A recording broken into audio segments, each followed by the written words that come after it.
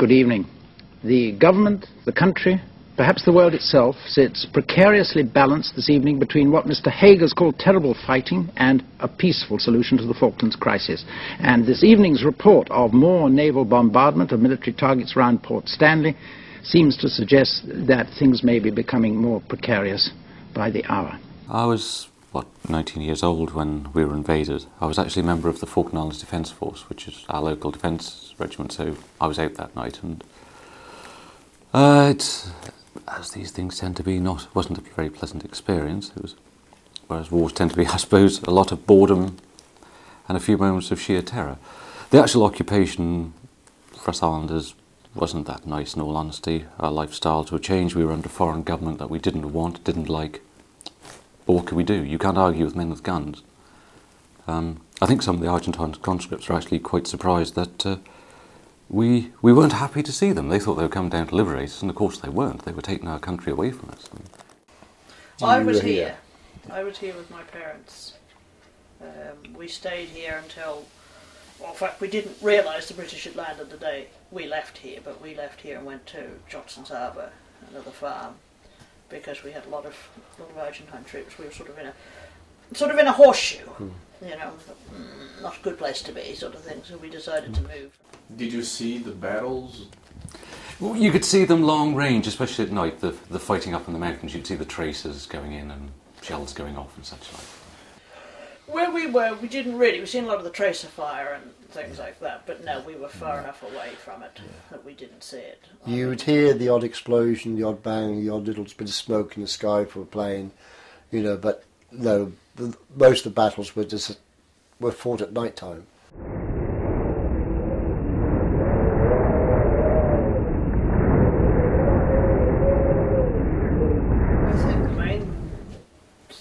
Thing from the war really now is the minefields. I mean, that's a constant reminder, and there's I don't know how many minefields off the top of my head, but there's a lot. There's a lot around, you know, and that is, and you've only got to go around the mountaintops and find all the dugouts and left behind guns that are now just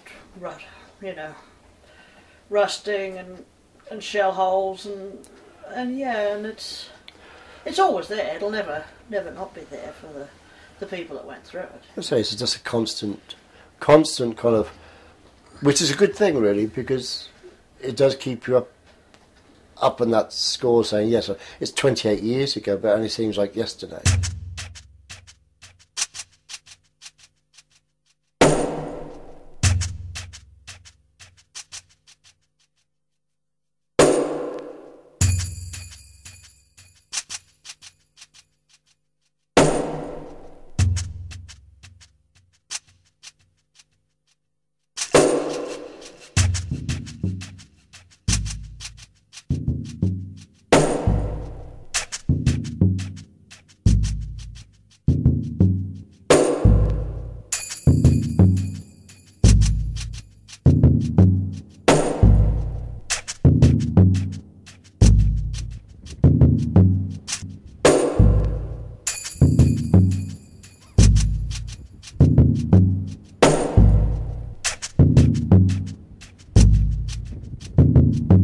He was Lieutenant Colonel Jones, and he was the commanding officer of 2 Para.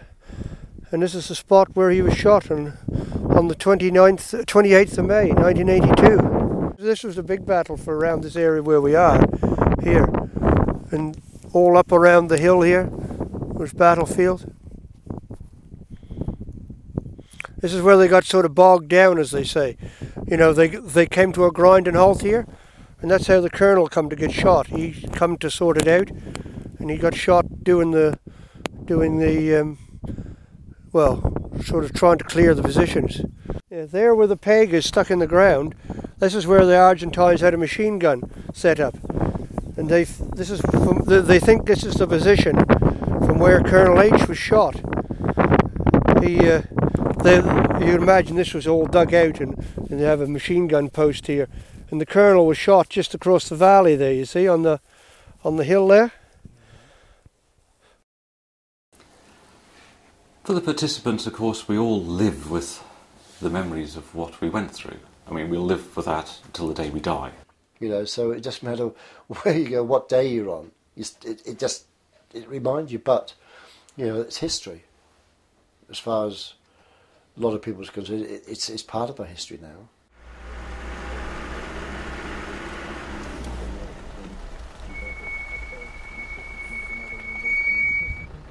That's the remainders of an Argentine Chinook helicopter. These two helicopters here were shot up one morning, just at daylight, on about I would suppose something like about the 12th of May, sometime, 82.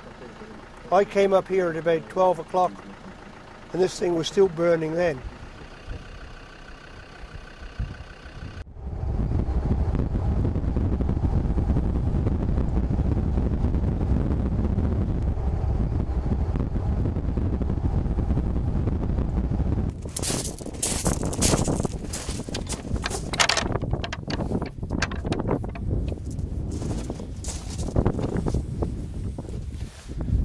There's 200 and some odd buried here.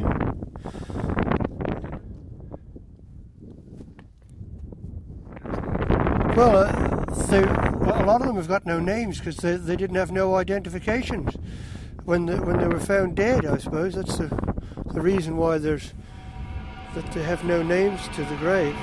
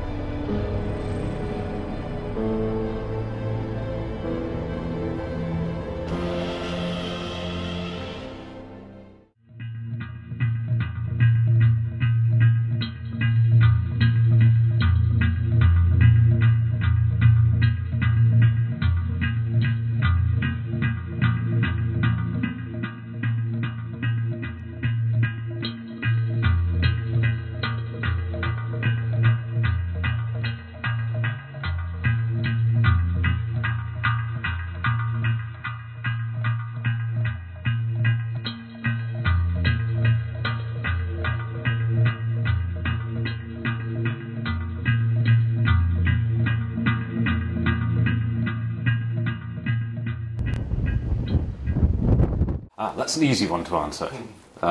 We would prefer the United Kingdom each and every time to a boy. We're not interested in Argentina. We don't want to be Argentine.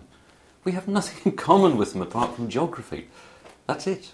The people here who've settled here have always been British and lived under a British flag, and that's been their choice. And I don't think just because we're very close to Argentina that should change anything. You know, the people here, their national identity is British, and as long as they want to remain British, I don't think anybody should be able to steal that. Well, by living here for quite a long time and knowing the people and knowing the history of the Falklands and their background and everything, I think Argentina is just being silly, you know. They keep using the Falklands as an excuse to unite a country. Every time they have a problem, they bring up the Falklands, and that, you know, helps them to become more nationalistic and forget about, you know, other problems. Do you consider Argentina an enemy? Not the people, politics. The politicians, they are as such, not the people. Yes, I do, at times.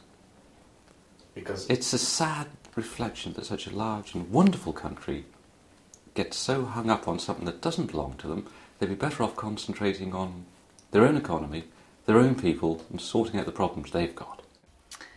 I wouldn't say an enemy, because you can't call a whole country an enemy. The people aren't necessarily enemies. The government's certainly very difficult in its standpoint towards the Falkland Islands, so perhaps an unfriendly neighbour is more fair than an enemy. Yeah.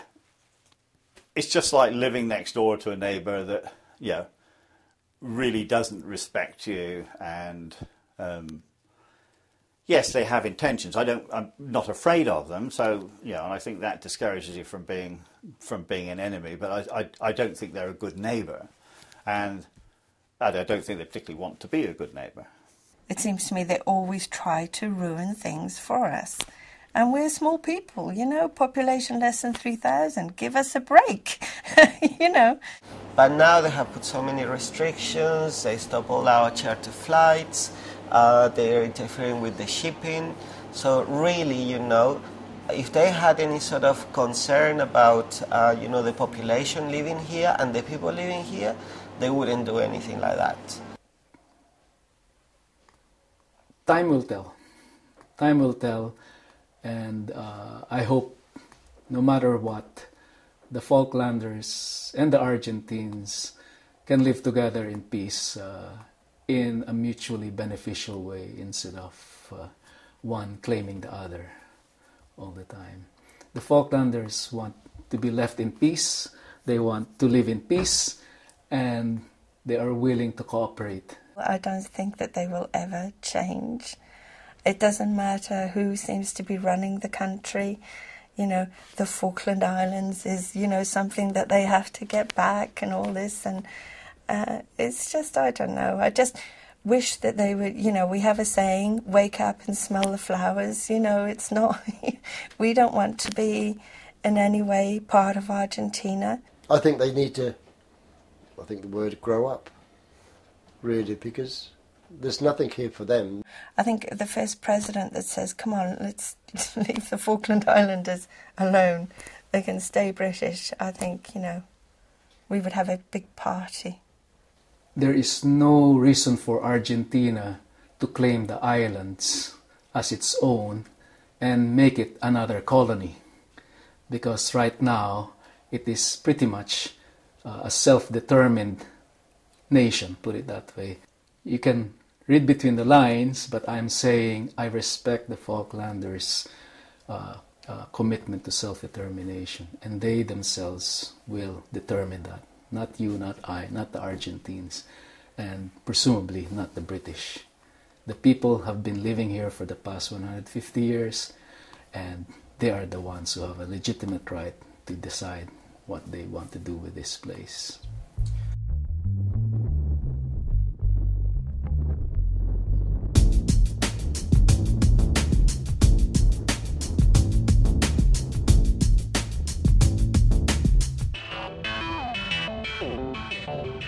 We're classed as a British overseas territory, which means that basically in all affairs except external relations and defence, we're self-governing. Other than that, the country is self-sufficient. It does not rely on Mother England or Mother UK for any form of support.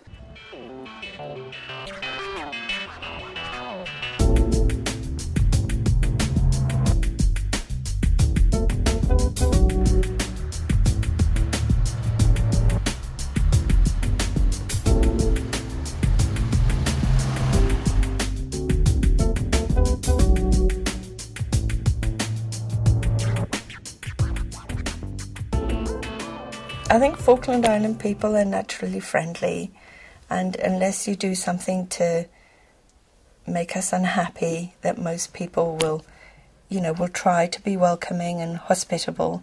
I think that's a natural thing that people do. I think it's probably quite a close community. If you imagine, we're really the size of quite a small village, but also at the same time we're a capital city and so much goes on here. Falkland Islanders, they are a unique breed, if you like. They're incredibly stoic, they're strong, they're determined, they are incredible. They have an incredible passion for the islands.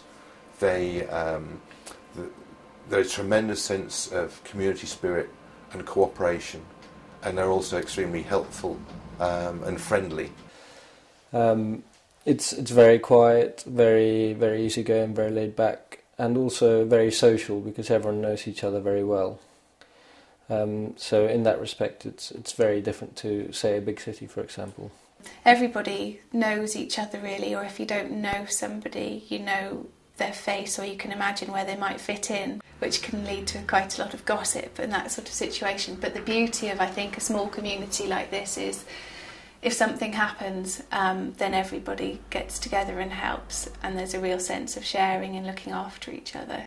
The people of the Falklands, they have their own identity, you know. They're not English, they're not South American, they're not Australian or nothing like that, you know. They have their own identity, they have their own culture, their own customs. They have their own signature.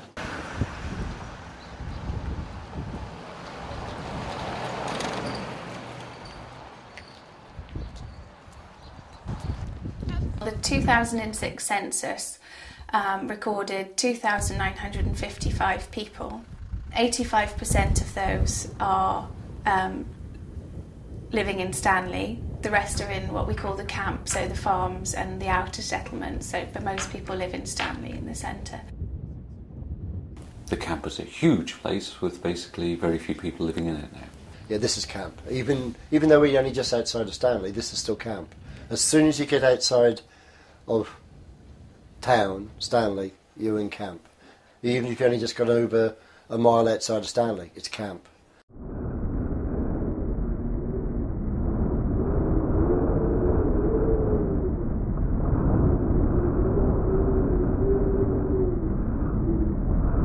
It's also a much more multi-ethnic community. I mean, we have a lot of Chileans working here, and secondly, in fact, we have a United Nations of people working here.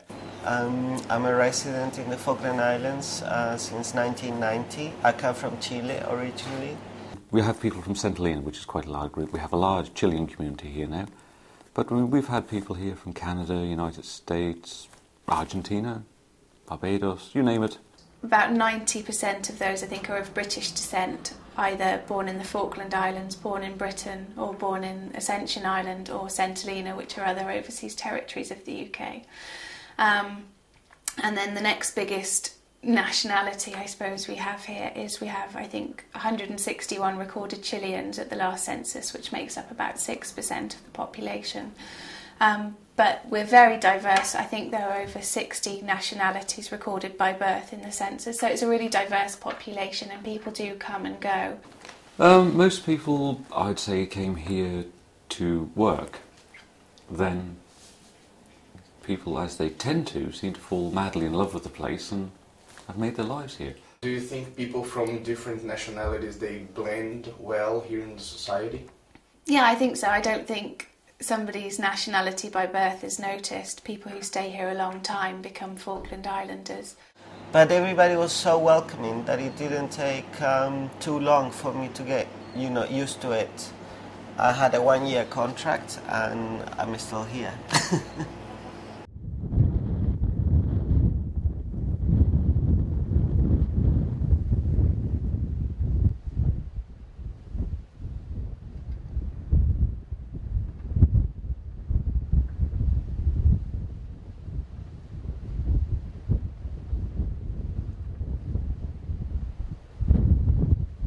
Predominantly, the Falkland Islands is a Christian population. There's two main churches, I suppose, the Christchurch Cathedral, which is Anglican, and the Roman Catholic Church, St Mary's. But I would say probably like most modern societies, religion doesn't drive the population as it may have in the past. There are a number of people who go to church on a Sunday, but it's by no means a huge percentage of the population.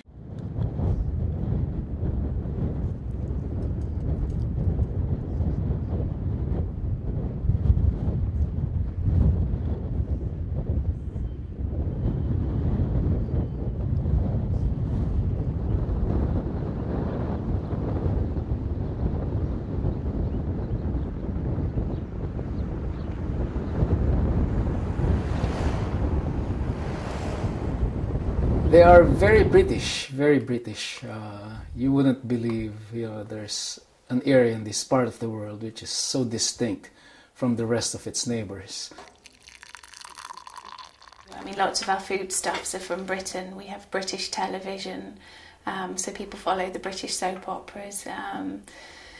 Obviously our language, straight away, we're English, and it's English rather than American English, so our accents probably tell us apart as well. Red phone boxes, images of the Queen on stamps, the Union Jack flies all over the place, I suppose. But then I suppose maybe in our outlook as a people, we're probably quite British in our sense of humour and things as well.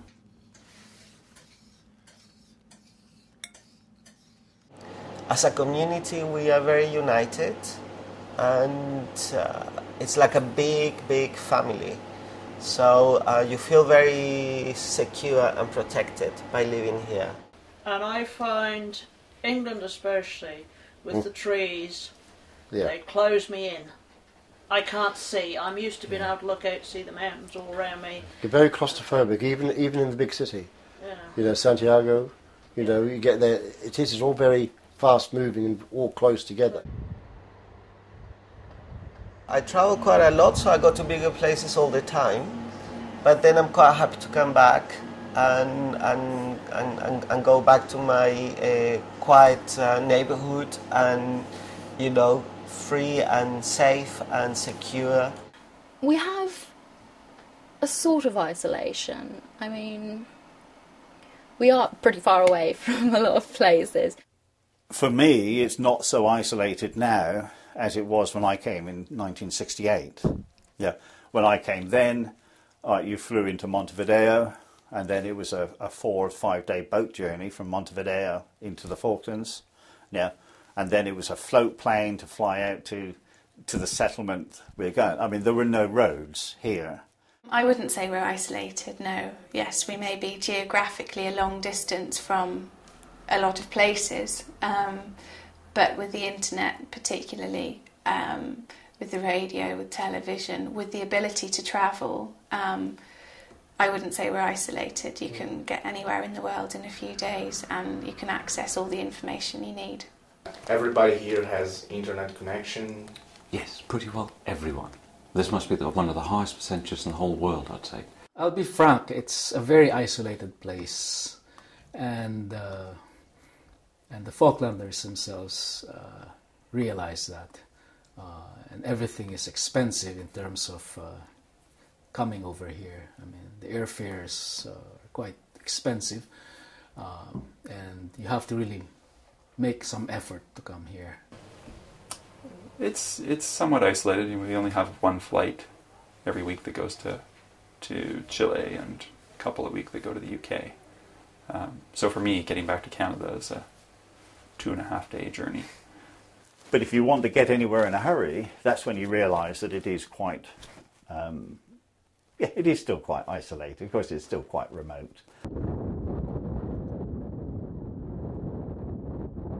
One of my principal tasks is to deliver an economic development strategy for the Falklands, which would hopefully enable us to achieve growth at the rate of 4 to 6% over the next 25 years.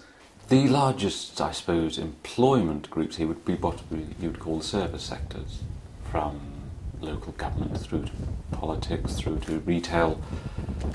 Income-wise, the largest income we have is from the fishery sector. We are very dependent on 3 main industries, which are fisheries, which provides for 60% of the GDP of the economy. We sell licenses to other countries to fish here, so we don't have a small fishing community. That ones are the fishing boats? Yeah, the small one would be the regular fishing boat. They the normally catch. And then you have agriculture, which over the years has declined in its contribution to the economy, even if it still employs roughly around 300 people in the islands, mostly living in camp, and it only contributes roughly around 2% to the economy now, and that is mainly wool and meat production, which are mostly exported to the UK. Farming is still I know they don't say it's not a number one earner for the Falklands as economy-wise, but farming is still there and always will be, because everybody around the world, people want wool. Okay, people want wool, and the people here want meat. Yeah. You know, so the farms provide the meat for the community in Stanley.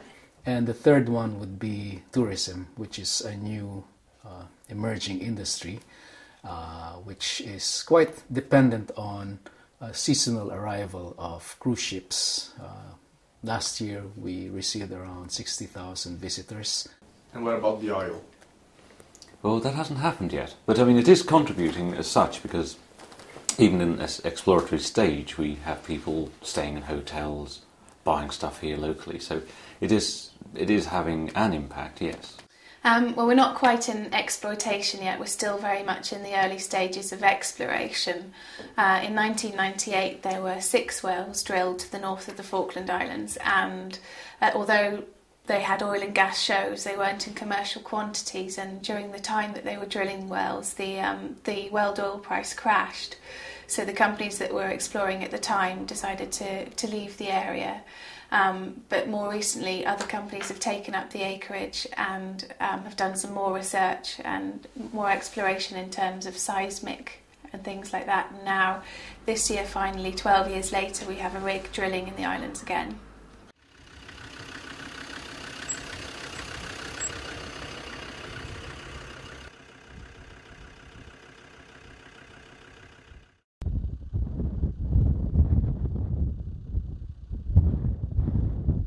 I've got about 20 hectare, and here we grow a variety of vegetables, particularly salad-type vegetables.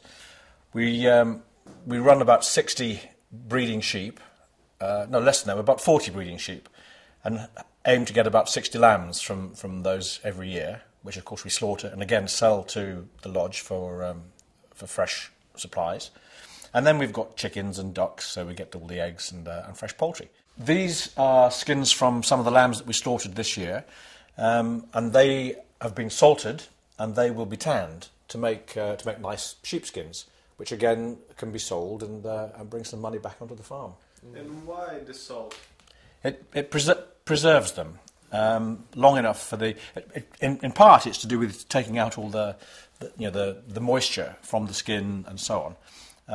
But it protects it and preserves it until such time as it can go through the tanning process.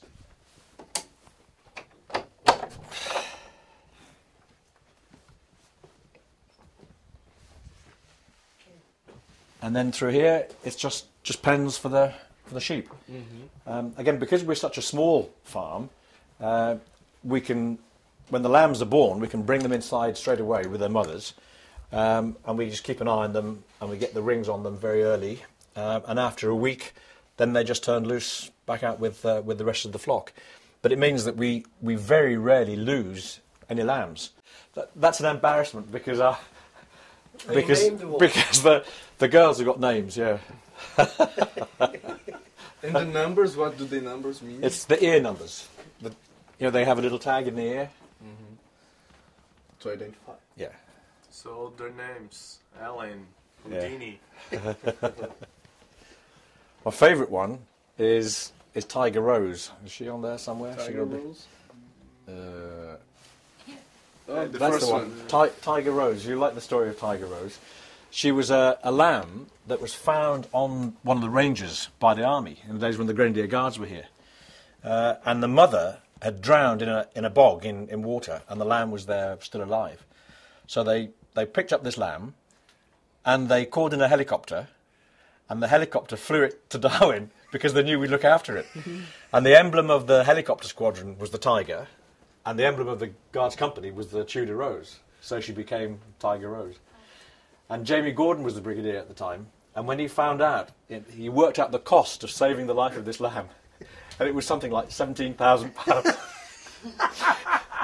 all because the soldier couldn't kill the lamb.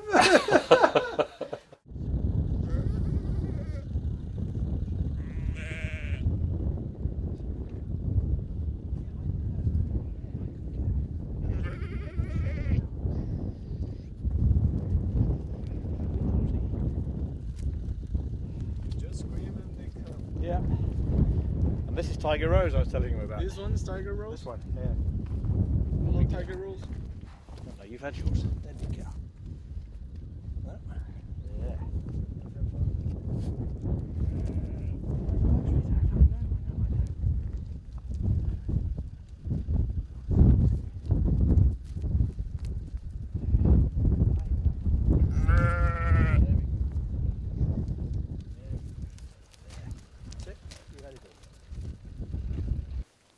Right, I mean, the Falkland education system is in two, I suppose possibly you could say three parts. Yeah, the children in Stanley attend the schools in Stanley. We have a primary school, we have a secondary school, and they attend those in exactly the same way that would do anywhere else in the world. How many children do we have here? About 250 in the school. 250. But about 20 in camp education.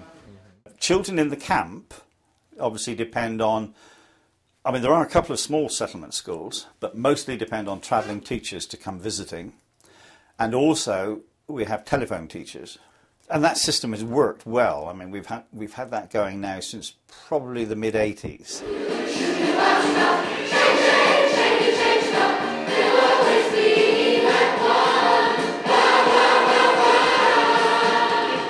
Now, the children are taught in the secondary school, and until they do their end of school exams, if you like, which is usually in the year in which they're 16.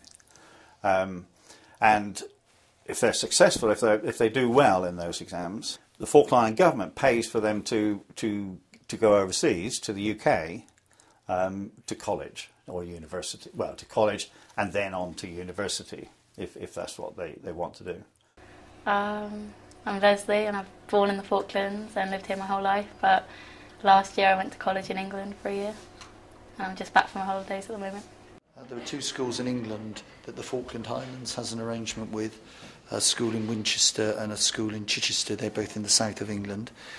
But they don't have to go there, they can go to other schools. They don't even have to go to England to go to school, they can go to wherever they like. So, for example, if they were Chilean, they could, I guess, go to a Chilean school. I would say that at the moment probably in the region of 50% come back right away, and that and probably another 20 to 30% come back within the next sort of 10 years. After you graduate in the UK, do you intend to come back here? Yeah, definitely. I want to go and travel the world a little bit first and then definitely come back.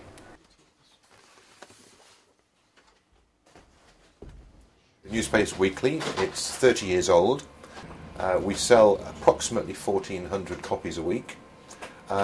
If you measure that against the adult population and readership, how readership figures are calculated, it is fair to say that we reach virtually 100, we have a readership penetration in newspaper terms of about 100%.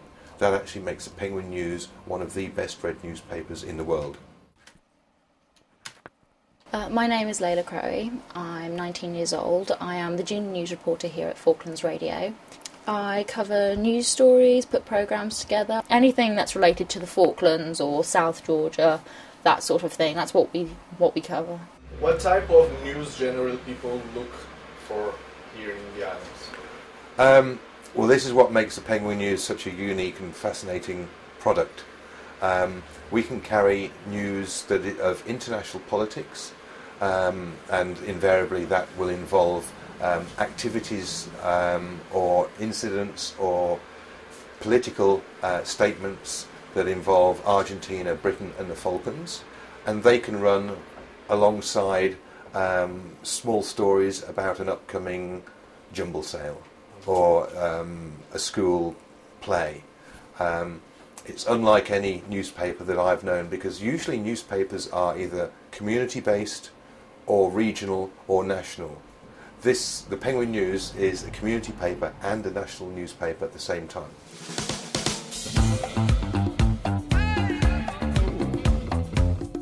What type of songs do you listen to? Well, country and western is pretty big here. It's probably the closest thing to folklore music. But other than that, it's pretty mainstream taste, kind of US, UK, pop music, all sorts really. What kind of songs do you like to hear? Unfortunately, I'm very sentimental. I like a lot of love songs. Yes. I probably have the greatest collection of love song CDs in the world. But British band or British and American. British and American. Probably more British actually, but a lot of American bands, rock songs, music from the 80s. I think something dreadful happened during the 70s. I have maybe 2 or 3 CDs from the 70s, but otherwise. But music from the 80s was fantastic. And some classic British one like Beatles. Yes, oh, I love the Beatles. And Elvis Presley. I have like 7 or 8 Elvis Presley CDs, and I have on vinyl as well, you know, the LPs.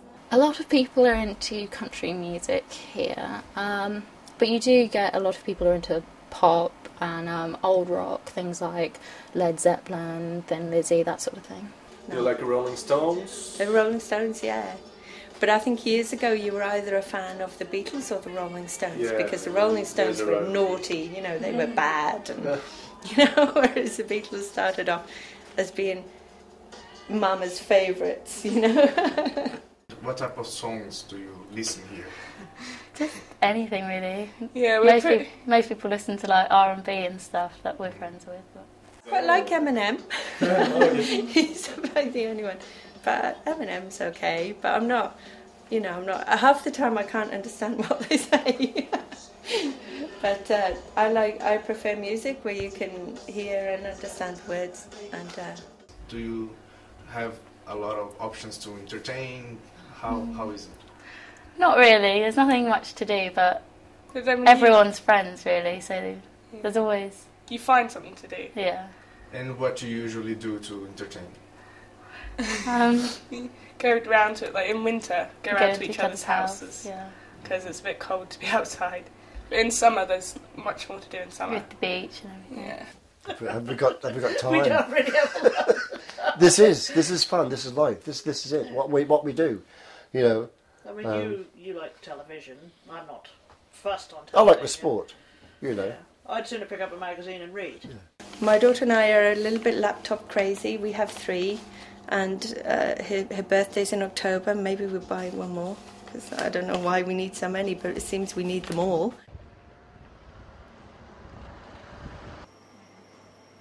We don't have a lot of entertainment here in the Falklands.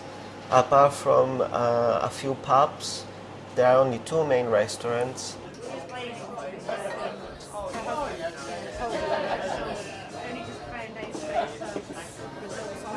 The most common thing is to go to the pub for a few drinks, meet some friends there. But quite often we'll also meet up at friends' houses, we'll all bring food. In the summer we'll have barbecues, or we'll go out into the camp for the day. Normalisation, they call it. But I like comedies, you know, as well. Bridget Jones's Diary is one of my favourite movies of all time. And, you know, just silly films. And, you know, I'm not very good at horror movies. My daughter forces me sometimes to watch a horror movie because she has no company. So we watch something scary, and then I don't like to go outside in the dark.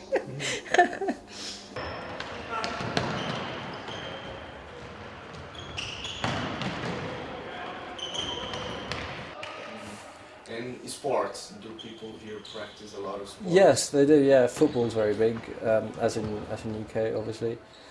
Then there's things like badminton, squash, short tennis, racket sports, basically.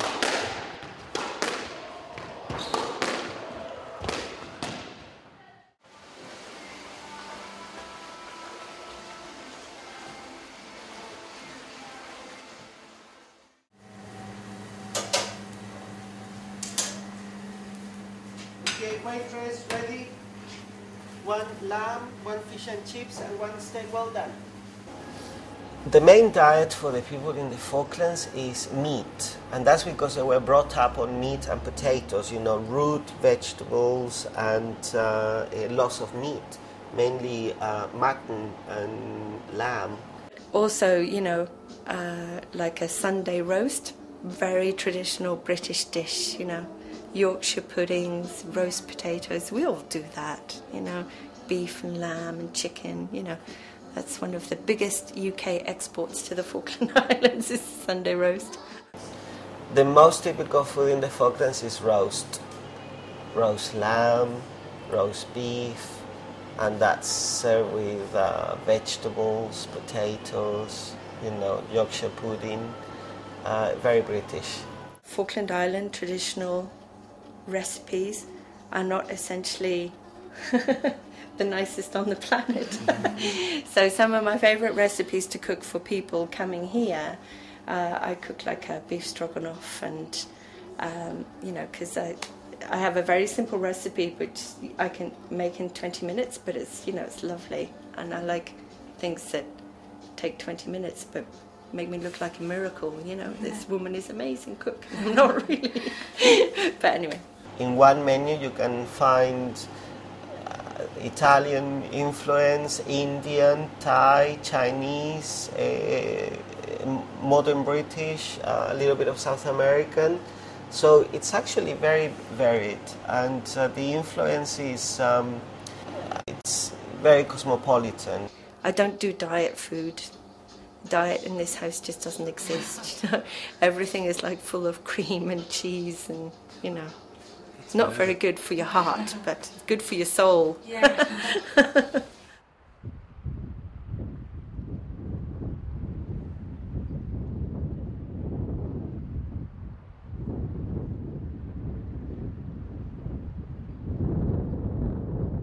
I think the average temperature in the winter is about 5 degrees Celsius, and in the summer I'm not sure, maybe about 17, 18. But we can have days that are 26. It all depends on the strength of the wind and the wind chill, how warm it feels. It's a very windy place, much windier than Chicago. And you can have 4 seasons in a day. You could see a part of the day with the sun, you know, and suddenly you'll have a hailstorm, and suddenly you'll have snowfall, and suddenly, you know, things just change dramatically. It's described as a cool and temperate climate, and lots of people say, in a cliche I suppose, that you can have 4 seasons in one day. So even though it might be summer, it can be windy and raining and snowing and sunny and lovely all at the same time.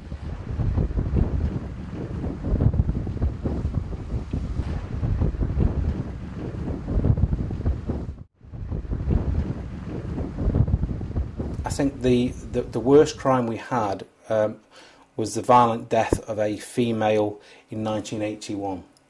Now, obviously, that's over 30 years ago now, so there has been no incidents of that nature since then.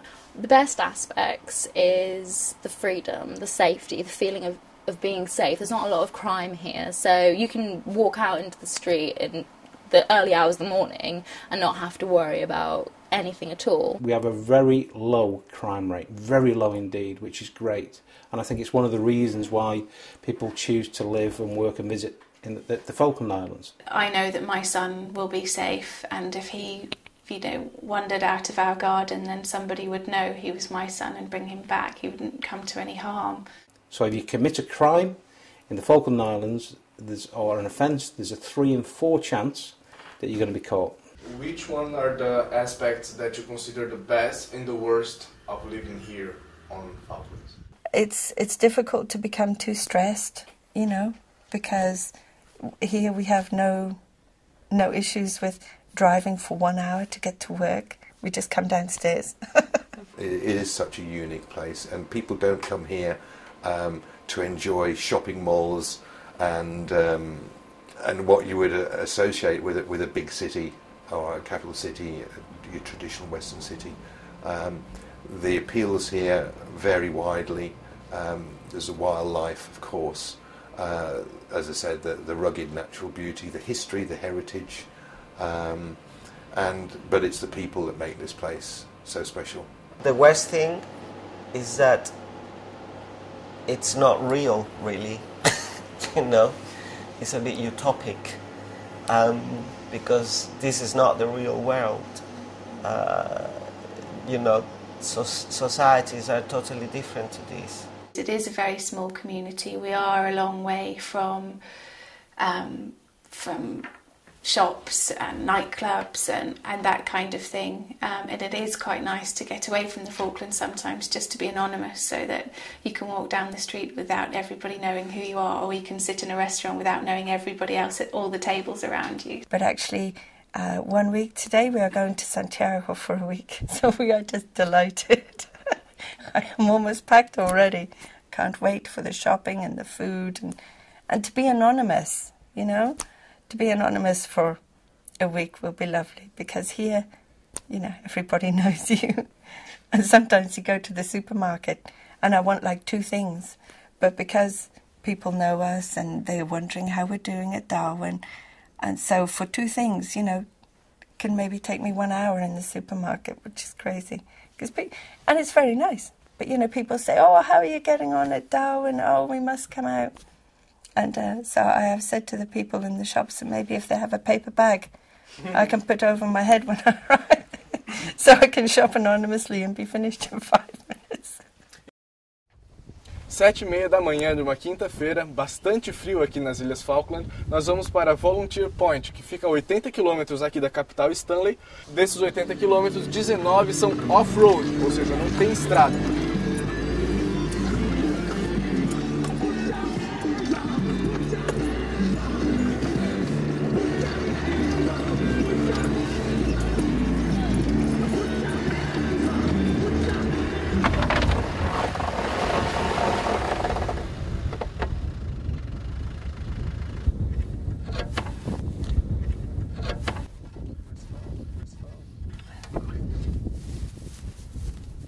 Nove horas da manhã, a gente estava passando aqui por essa ponte para ir até Volunteer Point ver alguns pinguins, e quando o Jeep passou, levamos a ponte junto com a gente. Esse negócio aqui, que seria a ponte, engatou dentro debaixo do carro, grudou no pneu e fez um estrago geral. O nosso guia turístico, o Tony, está agora tentando dar um conserto aqui no carro. Vamos ver se a gente consegue continuar a viagem. The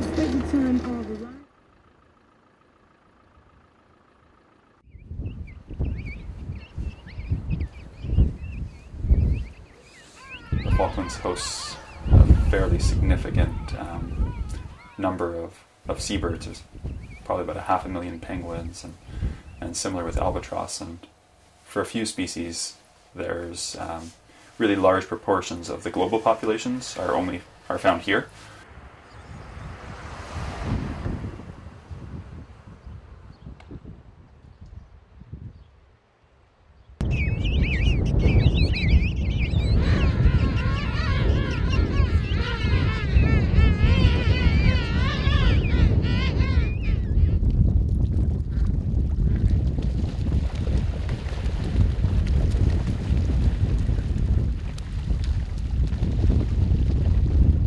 Wildlife here is pretty unique. I mean, it's a completely unusual place. There's very few people and relatively huge amounts of wildlife in a very sort of a relatively small area. So it's kind of unique in that respect, that there's so much wildlife in such a small area, that you've got a place where wildlife is still in charge. I think most people here are very interested in wildlife and the environment generally. I mean, it's right on your doorstep, so it's hard not to be interested. Yeah, well, I talked a bit about the penguins. So we have quite a few species of penguins. We have Magellanic penguins, Gentoo penguins, southern rockhopper penguins, king penguins.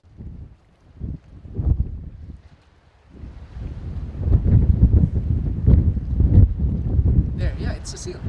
See the head? And there's another one there.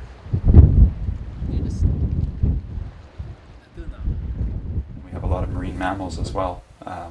Southern sea lions and elephant seals, and fur seals, dolphins and orcas.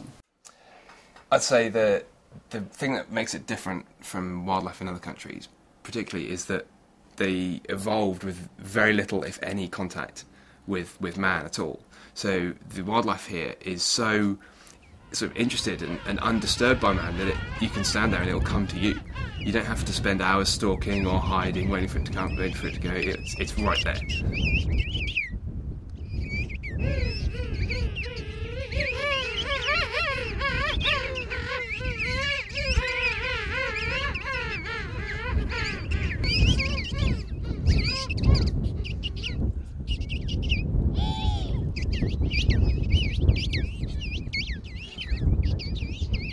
it's not unusual for people to come and tell us that they were sitting down and some penguins walked up to them and started pulling on their shoelaces and tapping on their boots and, you know, were literally like climbing to their laps. So I think the wildlife experience here is pretty special once people get here.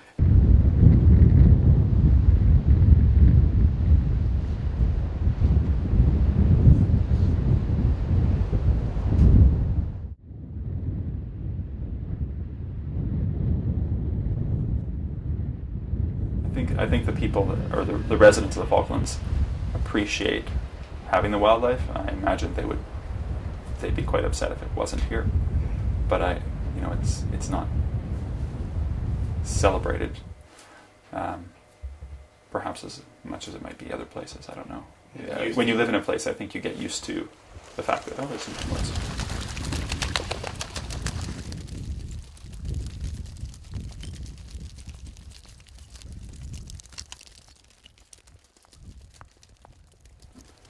I think sometimes people don't. I think sometimes people don't realize how lucky they are to live here.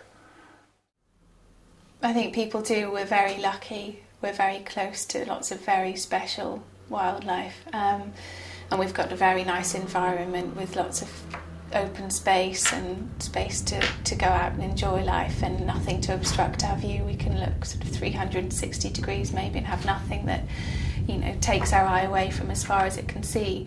At the same time, I suppose, when you live with wildlife, like for example penguins all the time, you can easily get complacent and not notice and not realise just how special it is and how lucky you are.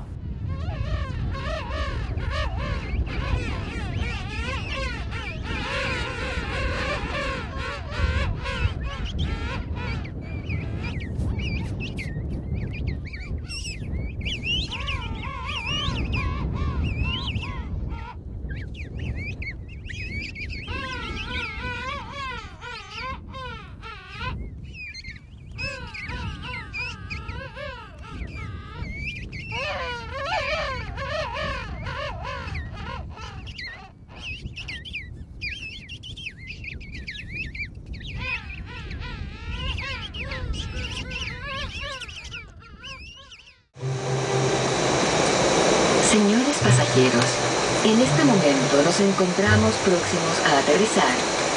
Por favor, vuelvan a sus asientos, coloquen los respaldos de estos en posición vertical, guarden las mesas frente a ustedes y ajusten sus cinturones de seguridad. A partir de este momento, apaguen y guarden todos los equipos electrónicos. Gracias.